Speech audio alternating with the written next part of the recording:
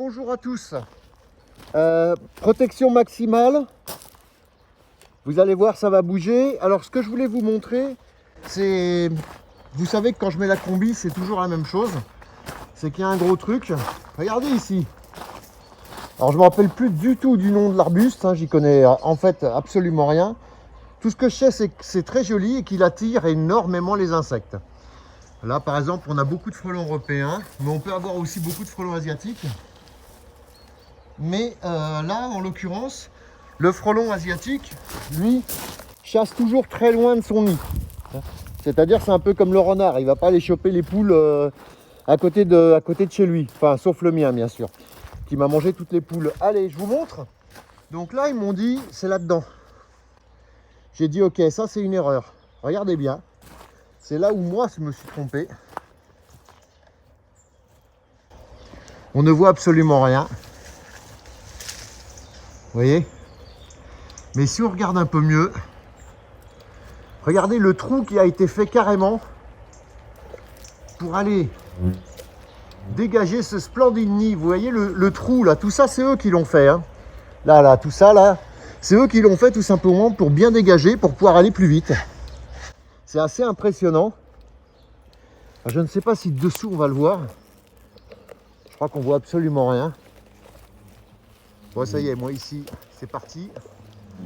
Alors ça fait partie des très gros nids. Là, celui-là, c'est vraiment des nids hors normes qui sont à hauteur d'homme. Alors bon, pourquoi est-ce qu'ils sont si bas? Peut-être la canicule. Je vais essayer de vous le montrer un peu mieux. Mais ça, c'est un nid qui est digne d'aller dans un arbre. Alors là, je ne vais pas spécialement traîner. On va le traiter, tout simplement. Bon, je pense que des attaques, vous savez ce que ça donne. On en a tous les jours, tous les jours.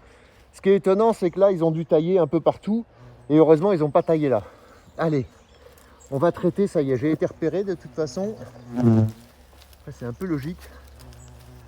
Alors, s'il avait pu se mettre 20 cm plus bas, ça aurait été pas mal.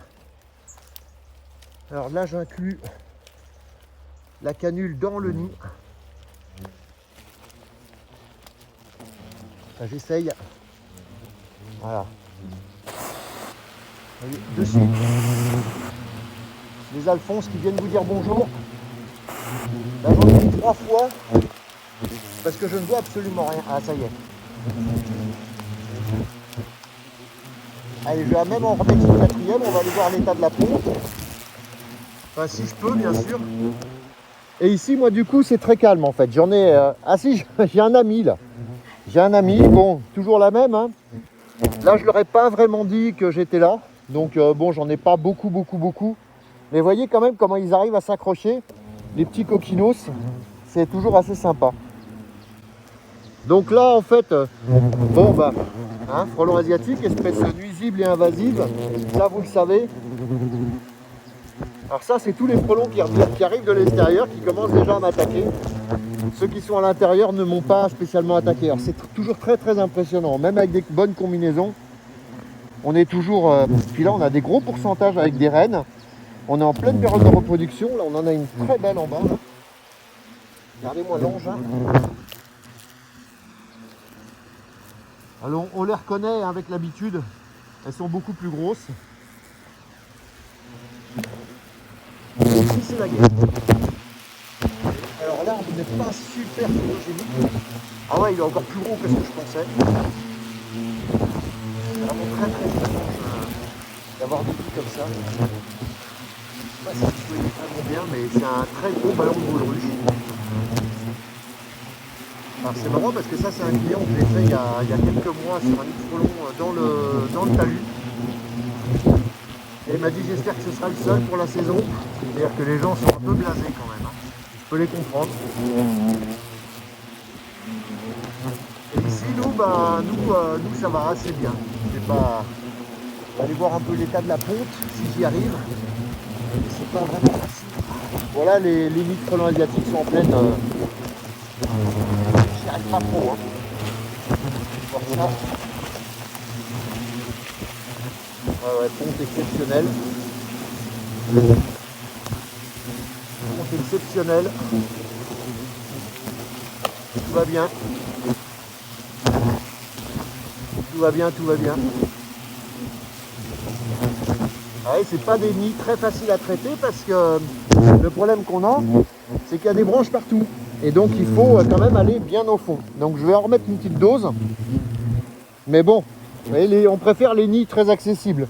Alors les frelons, si vous pouviez, vous vous mettez à 1 mètre du sol, accessible, plutôt au soleil.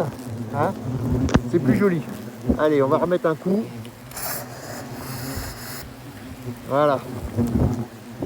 Donc là, après, ça c'est des nids qui sont vraiment très très dangereux. On a un pourcentage de reines au sol, c'est énorme. C'est tout simplement géant. Vous savez combien fait un nid de frelons asiatiques, de reines de frelons asiatiques? Là, il n'y a que ça. Je sais qu'il y avait des études de fait où ils disaient que c'était à peu près 500 reines. Là, j'ai l'impression qu'il y en a 2000. C'est assez énorme. Donc là, bah, écoutez, tout ce qui va se passer, les frelons rentrent au nid, mais ça vous le savez, j'ai plus besoin de vous le dire. Tout s'est bien passé, sauf pour le frelon. Le nid, bien sûr, reste en place, hein, parce que là, à part enlever l'arbre, je vois pas comment on pourrait faire. Ça va durer une bonne heure. Et puis la suite au prochain numéro. Mais c'est énorme le pourcentage de reines qu'il y a par terre, là au sol, là c'est tout simplement hallucinant. Là on est en pleine période de reproduction, ça va durer au moins jusqu'à fin novembre. Voire peut-être même plus, on ne sait pas. De toute façon, nous, tant que les nids sont intacts, on les fait, on ne bataille pas. À savoir si c'est rentable ou pas rentable. Peut-être qu'un jour, on pourra venir à bout, mais pas grâce à nous, grâce à la météo. On en reparlera dans une prochaine vidéo. Allez, sur ce, énorme attaque, énorme nid. Regardez un peu la beauté de ces insectes. Ça, c'est la plage d'envol. Là, toujours aussi impressionnant. Quel insecte formidable. Mais hélas, tellement nuisible. Bye bye, la suite au prochain numéro, dans la joie, la bonne humeur. Ciao, ciao.